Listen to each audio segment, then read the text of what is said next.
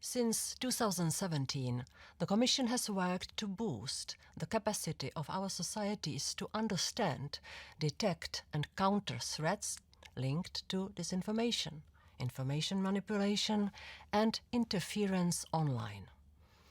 There is no simple answer to this threat. We need an all-of-society approach with responsibilities and roles for all actors. We have adopted several initiatives that guide our ambitions, starting with the Action Plan Against Disinformation in 2018. Now we are implementing the European Democracy Action Plan, adopted at the end of 2020. Legislative proposals have been made. Others will follow soon, and specific initiatives to strengthen the transparency and accountability of platforms are underway. While platforms improve rapid access to information, they facilitate with the same or even higher speed a flood of disinformation. We have seen this during the pandemic. We are seeing it in the coordinated campaigns that undermine trust in our institutions, and national elections are a particularly fertile ground. Reports show how the German federal election spurred new COVID-related disinformation or gave long-lasting myths a second life with a new twist, such as the Great Reset theory, for instance.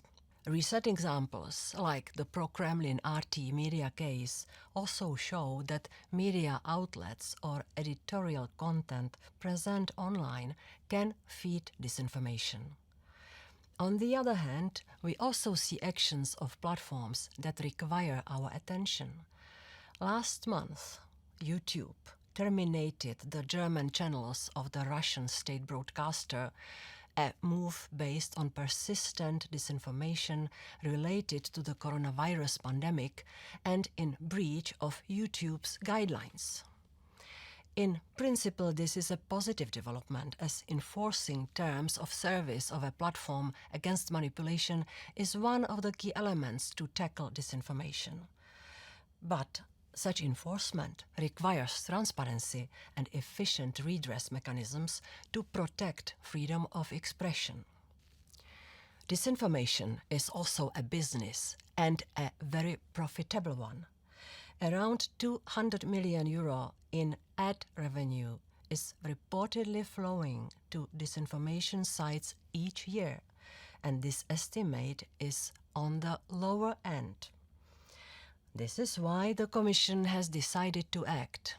We have rolled out a unique mixture of legislative and non-legislative tools. First, the obligations created by the Digital Services Act for very large platforms will be a game changer in the fight against disinformation. For instance, it will ensure that users obtain a choice about the recommender systems that serve them content. Together with the upcoming legislation on transparency of political content, on which I am working on as we speak, it will ensure that citizens are adequately informed about political advertisements displayed to them.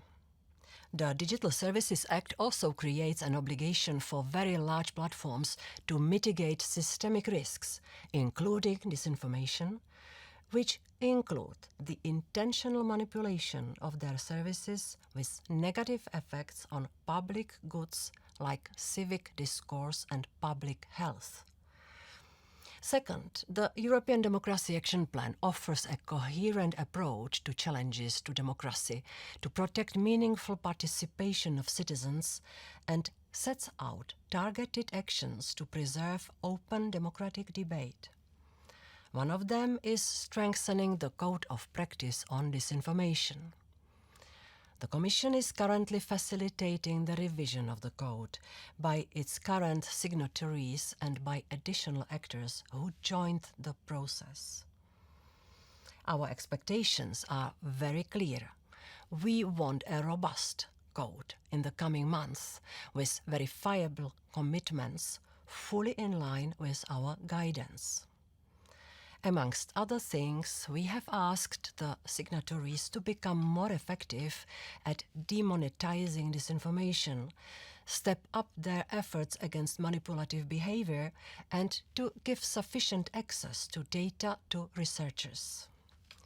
And we also want to empower the users. Tech companies will provide users with tools so that they can critically assess content they access online. The guidance also lays out the cornerstones for a framework for the monitoring of the code.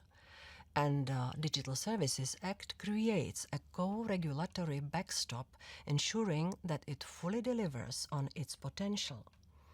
Adherence to the code will be a means to mitigate those systemic risks. As you can see, the European Union is advancing on several fronts, with also in mind the ideas of an industry charter and of a co-regulation layer that your report considers. But, like you note, our ability to ensure coherent actions relies on effective cooperation and information exchange across the board. The Commission and the External Action Service are working to further strengthen cooperation structures, including with our partners. And we are examining how to widen the range of possible interventions, how to expand our toolbox to combat foreign interference, for example. Options such as public attribution of disinformation campaigns are on the table.